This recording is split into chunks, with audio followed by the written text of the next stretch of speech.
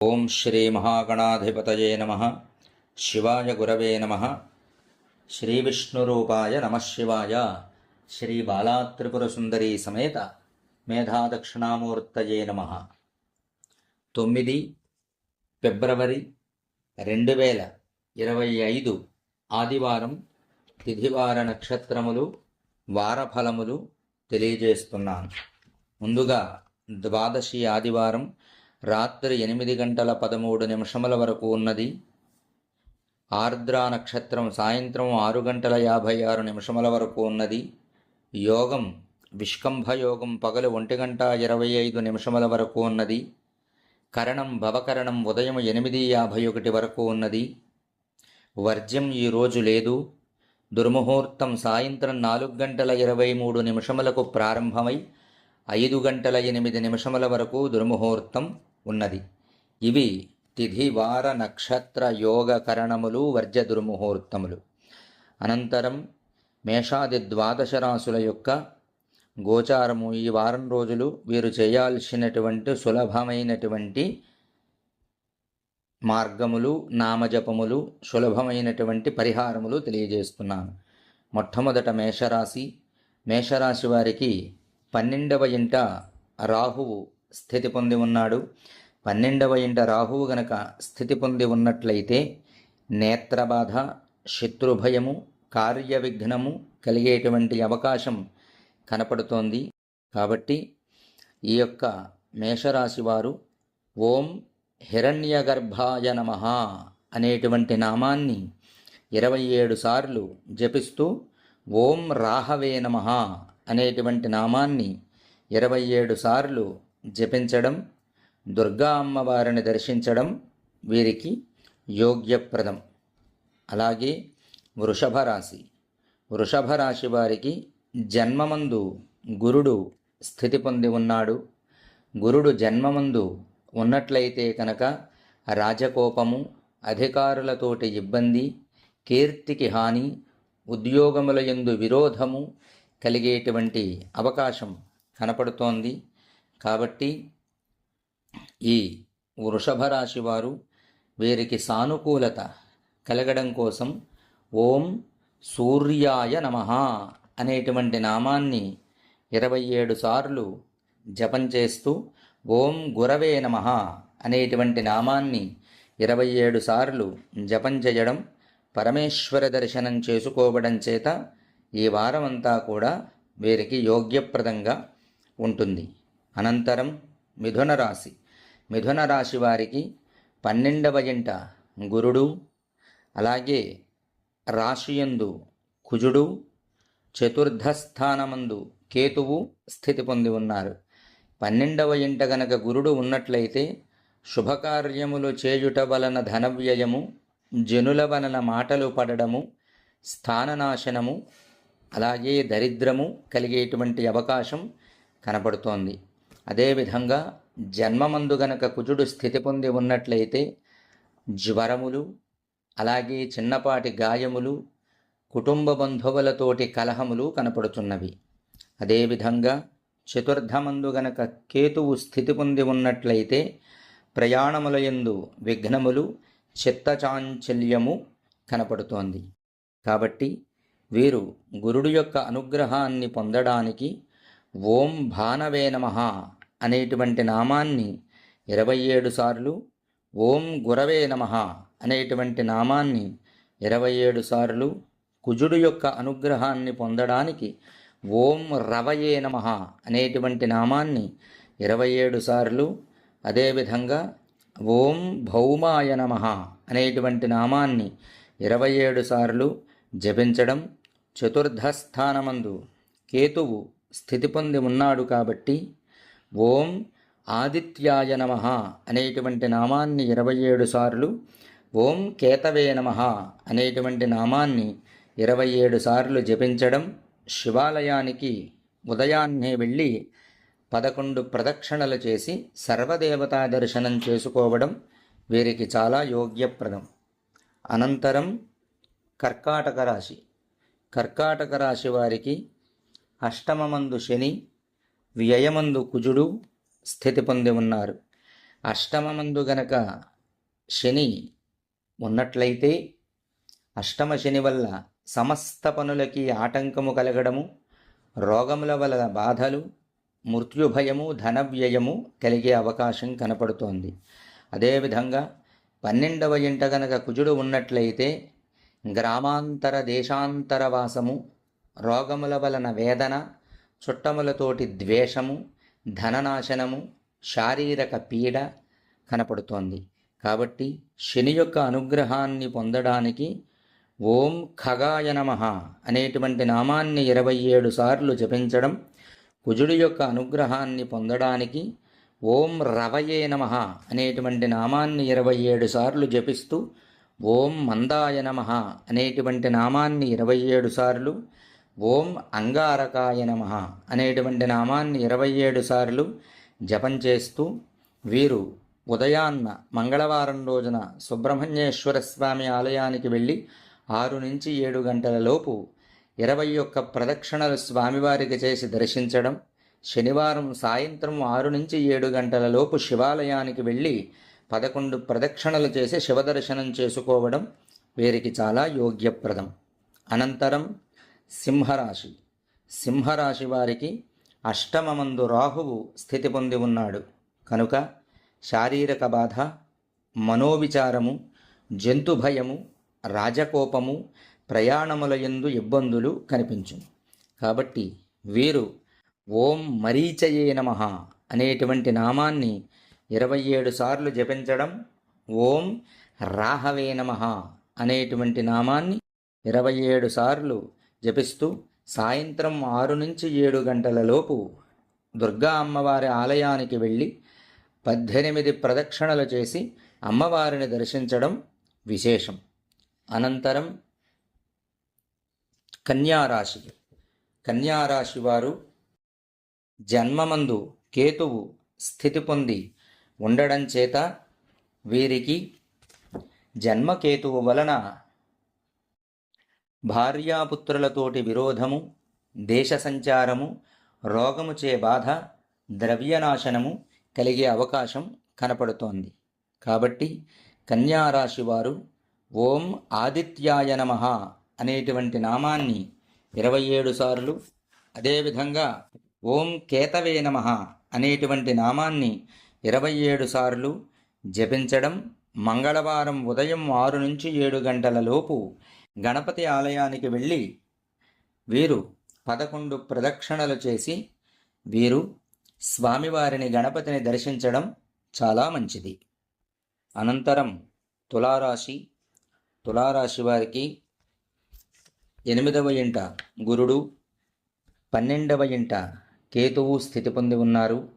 8వ ఇంట గనక గురుడు ఉన్నట్లయితే దొంగల వలన కానీ, అగ్ని వలన కానీ, ప్రభుత్వాధికారుల వలన కానీ ఇబ్బంది, భయము కలిగేటువంటి అవకాశం ఉన్నది. అలాగే వీరికి ఆరోగ్య విషయంలో కూడా ఇబ్బంది కలిగే అవకాశం ఉన్నది. అదేవిధంగా వీరి కోపం వలన వీరికి ఇబ్బందులు కలిగేటువంటి అవకాశం కనపడుతున్నది. వ్యయమందు కేతువు స్థితి పొంది ఉండడం చేత శత్రుభయము, అలాగే పరగృహ జీవనం చేసేటువంటి పరిస్థితి కనపడుతోంది. కాబట్టి వీరు గురుడు యొక్క అనుగ్రహాన్ని పొందడానికి ఓం భానవే నమః అనేటువంటి నామాన్ని 27 సార్లు, ఓం గురవే నమః అనేటువంటి నామాన్ని 27 సార్లు జపించడం మంచిది. కేతువు యొక్క అనుగ్రహాన్ని పొందడానికి ఓం సవిత్రే నమః అనేటువంటి నామాన్ని 27 సార్లు, ఓం కేతు గణాయ నమః అనేటువంటి నామాన్ని 27 సార్లు జపించడం యోగ్యప్రదం.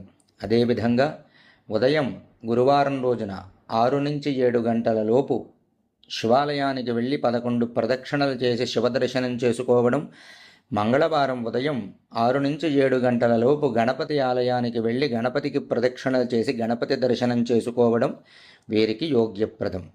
అనంతరం వృశ్చిక రాశి. వృశ్చిక రాశి వారికి చతుర్థమందు శని, అష్టమమందు కుజుడు స్థితి పొంది ఉన్నారు. 4వ స్థానమందు గనక శని స్థితి పొంది ఉన్నట్లయితే వాత రోగములు కలిగేటువంటి అవకాశం, అంటే శారీరక ఇబ్బంది, నొప్పులు, మనస్సుకి బాధ కలిగేటువంటి పరిస్థితులు, అలాగే భయము, స్వస్థానం నుంచి ఇంకో చోటకి వెళ్ళాల్సినటువంటి పరిస్థితి కనపడుతుంది. అదేవిధంగా అష్టమమందు గనక కుజుడు గనక స్థితి పొంది ఉన్నట్లయితే గ్రామాంతరం కానీ అదేవిధంగా దేశాంతరం కానీ వెళ్ళాల్సిన అవసరం, కార్యహాని, స్థానచలనము, అప్పుల వలన అవమానము కనపడుతోంది. కాబట్టి వీరు శని యొక్క అనుగ్రహాన్ని పొందడానికి ఓం పోషాయ నమః అనేటువంటి నామాన్ని, ఓం శనైశ్చరాయ నమః అనేటువంటి నామాన్ని 27 సార్లు జపించడం. అదేవిధంగా కుజుడు యొక్క అనుగ్రహాన్ని పొందడానికి ఓం రవయే నమః అనేటువంటి నామాన్ని 27 సార్లు జపించడం. ఓం ధరణీసుతాయ నమః అనేటువంటి నామాన్ని 27 సార్లు జపిస్తూ మంగళవారం ఉదయం 6 నుంచి 7 గంటల లోపు సుబ్రహ్మణ్యేశ్వర స్వామి వారి ఆలయానికి వెళ్ళి 21 ప్రదక్షిణలు చేసి సుబ్రహ్మణ్యేశ్వర స్వామి వారిని దర్శించడం. అదేవిధంగా శనివారం సాయంత్రం 6 నుంచి 7 గంటల లోపు శివాలయానికి వెళ్ళి శివాలయంలో 19 ప్రదక్షిణలు శివాలయానికి చేసి శివదర్శనం చేసుకోవడం వీరికి మంచిది. అనంతరం ధనురాశి వారికి చతుర్థ స్థానమందు రాహువు స్థితి పొంది ఉన్నాడు. రాహువు గనక చతుర్థంలో స్థితి పొంది ఉన్నట్లయితే చిత్తచాంచల్యము, వాతరోగములు, స్త్రీమూలక భయము, ప్రయాణమందు విఘ్నములు కలిగేటువంటి అవకాశం కనపడుతోంది. కాబట్టి రాహువు యొక్క అనుగ్రహాన్ని పొందడానికి ఓం మరీచయే నమః అనేటువంటి నామాన్ని 27 సార్లు జపించడం. అదేవిధంగా ఓం రాహవే నమః అనేటువంటి నామాన్ని 27 సార్లు జపించడం.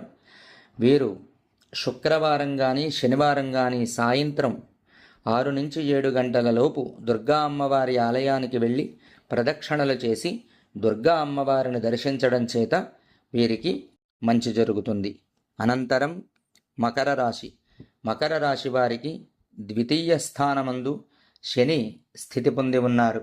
ద్వితీయమందు శని స్థితి పొంది ఉన్నట్లయితే ఎల్లప్పుడూ ఏదో విధమైనటువంటి కష్టములు, కారణము లేనటువంటి విరోధము, సంకల్పించు కార్యముల యందు ఎక్కువ తిరగాల్సినటువంటి ఇబ్బందులు, బంధు విరోధము కలిగే అవకాశం ఉంది.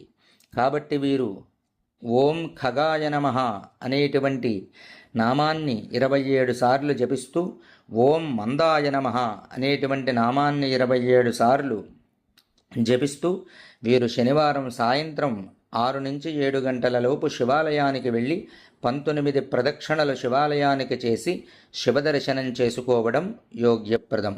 అనంతరం కుంభరాశి వారికి జన్మమందు శని, చతుర్థమందు గురుడు, అష్టమమందు కేతువు స్థితి పొంది ఉన్నారు. జన్మమందు గనక గురుడు స్థితి పొంది ఉన్నట్లయితే మతిభ్రంశం అంటే ఆలోచనలు తట్టకపోవడం, హృదయ వ్యాధి వస్తుందేమోనేటువంటి భయం, రోగబాధ, బంధువైరం, దుఃఖం కలిగేటువంటి అవకాశం ఉంది. చతుర్థమందు గురుడు స్థితి పొంది ఉండడం చేత యాచన అంటే ఎప్పుడూ ఎవరిని ఏది అడగనటువంటి వారు యాచన చెయ్యాల్సినటువంటి పరిస్థితి రావడం, బుద్ధిచాంచల్యం కలగడం, వారి ద్రవ్యమంతా కూడా వ్యర్థమయ్యేటువంటి అవకాశం కూడా కనపడుతోంది. అష్టమమందు కేతువు స్థితి పొంది ఉన్నట్లయితే శారీరక బాధ, మనోవిచారము, రాజకోపము కలిగే అవకాశం కనపడుతోంది. కాబట్టి ఈ రాశివారు శని యొక్క అనుగ్రహాన్ని పొందడానికి ఓం ఖగాయ నమః అనేటువంటి నామాన్ని 27 సార్లు జపిస్తూ వీరు ఓం మందాయ నమః అనేటువంటి నామాన్ని అనంతరం 27 సార్లు జపించడం చేత శని యొక్క అనుగ్రహం కలుగుతుంది. అలాగే గురుడి యొక్క అనుగ్రహాన్ని పొందడానికి ఓం సూర్యాయ నమః అనేటువంటి నామాన్ని 27 సార్లు, ఓం గురవే నమః అనేటువంటి నామాన్ని 27 సార్లు జపించడం చేత వీరికి మంచి జరుగుతుంది. అదేవిధంగా కేతువు యొక్క అనుగ్రహాన్ని పొందడానికి ఓం ఆదిత్యాయ నమః అనేటువంటి నామాన్ని 27 సార్లు, ఓం కేతవే నమః అనేటువంటి నామాన్ని 27 సార్లు జపించడం మంచిది. గురువారం ఉదయం 6 నుంచి 7 గంటల లోపు శివాలయానికి వెళ్ళి 16 ప్రదక్షిణలు చేసి శివదర్శనం చేసుకోవడం, శనివారం సాయంత్రం 6 నుంచి 7 గంటల లోపు శివాలయానికి వెళ్ళి 19 ప్రదక్షిణలు చేసి శివదర్శనం చేసుకోవడం, మంగళవారం ఉదయం గణపతి ఆలయానికి వెళ్ళి 9 ప్రదక్షిణలు చేసి గణపతి దర్శనం చేసుకోవడం వీరికి అన్ని విధాల యోగ్యప్రదం. అనంతరం మీనరాశి వారికి వ్యయమందు శని, రాశియందు రాహువు, చతుర్థమందు కుజుడు స్థితి పొంది ఉన్నారు. 12వ ఇంట గనక శని ఉన్నట్లయితే వీరికి అవమానములు, మనఃక్లేశం అంటే మనశ్శాంతి లేకపోవడం, అజీర్ణము. జన్మమందు గనక రాహువు స్థితి పొంది ఉన్నట్లయితే భార్యాపుత్రులతోటి విరోధము, దేశాంతర సంచారము, రోగములచే బాధ, ద్రవ్యహాని. అలాగే చతుర్థమందు గనక కుజుడు స్థితి పొంది ఉన్నట్లయితే భాగ్యము తగ్గుట, క్రూరముకు భయము కలుగును, చుట్టములతో విరోధము, ద్రవ్యహాని కలిగే అవకాశం ఉంది. శని యొక్క అనుగ్రహాన్ని పొందడానికి ఓం పూషాయ నమః అనేటువంటి నామాన్ని 27 సార్లు జపిస్తూ ఓం మందాయ నమః అనేటువంటి నామాన్ని 27 సార్లు జపించడం మంచిది. అలాగే వీరు రాహువు యొక్క అనుగ్రహాన్ని పొందడానికి ఓం హిరణ్యగర్భాయ నమః అనేటువంటి నామాన్ని 27 సార్లు జపిస్తూ ఓం రాహవే నమః అనేటువంటి నామాన్ని 27 సార్లు జపించడం చాలా మంచిది.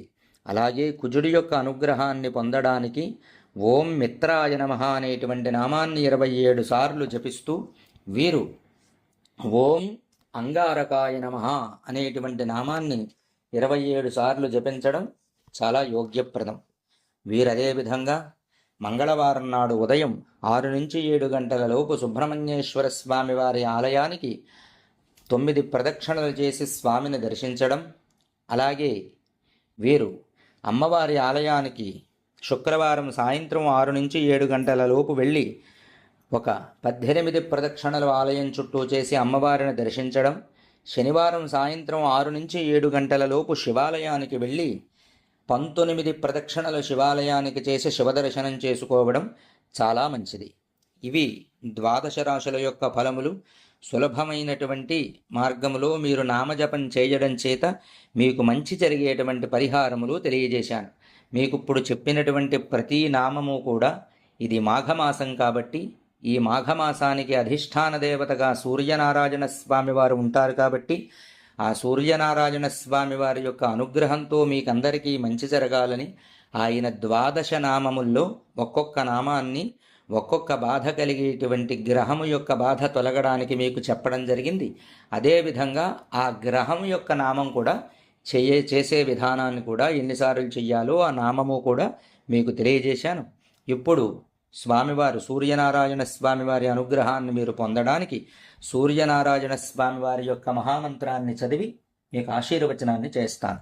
ఓం ఉద్యన్నద్యమిత్రమః ఆరోహన్నుత్తరాన్ దివం రుద్రోగం మమ సూర్యహరిమాణం చ నాశజ శుకేషు మే హరిమాణం రోపణాకాసు దధ్మసి అధో హరిద్రవేషు మే హరిమాణన్నిదధ్మసి ఉదగాదజమాదిత్యో విశ్వేన సహసా సహ ద్విషంతం మహ్యం రంధయన్మో అహం ద్విషతే రథం మిత్రరవిసూర్యభానుఖగపూష హిరణ్యగర్భమరీచ్యాదిత్యసవిత్రర్కభాస్కరేభ్యో నమః భానో భాస్కరమార్తాండఛండరశ్మిదివాకర ఆరోగ్యమాయుర్విజయం శ్రియం పుత్రాంశ్చ దేహి మే శతమానం భవతి శతాయుః పురుషः శతేంద్రియ ఆయుష్యేవేంద్రియే ప్రతిష్టతి. సర్వే జనాః సుఖినో భవంతు, సమస్త సన్మంగళాని భవంతు. సర్వేషాం యజమానానాం సపుత్రకానాం సపుత్రికానాం సభ్రాతృకానాం సబాంధవానాం సపరివారాణం ఆయురారోగ్యైశ్వర్యాభివృద్ధిరస్తు. రుణబాధ శత్రుబాధ రోగబాధ గ్రహబాధ నివారణోస్తు. శుభం భవతు. మనోభీష్టఫలసిద్ధిరస్తు. వాంఛితమనోరథఫలసిద్ధిరస్తు. బాలాత్రిపురసుందరీ సమేత మేధాదక్షిణామూర్తి స్వామి దేవత దివ్య అనుగ్రహ సిద్ధిరస్తు. శుభం భవతు. శతమానం భవతి శతాయుః పురుషः శతేంద్రియ ఆయుష్యేవేంద్రియే ప్రతిష్టతి.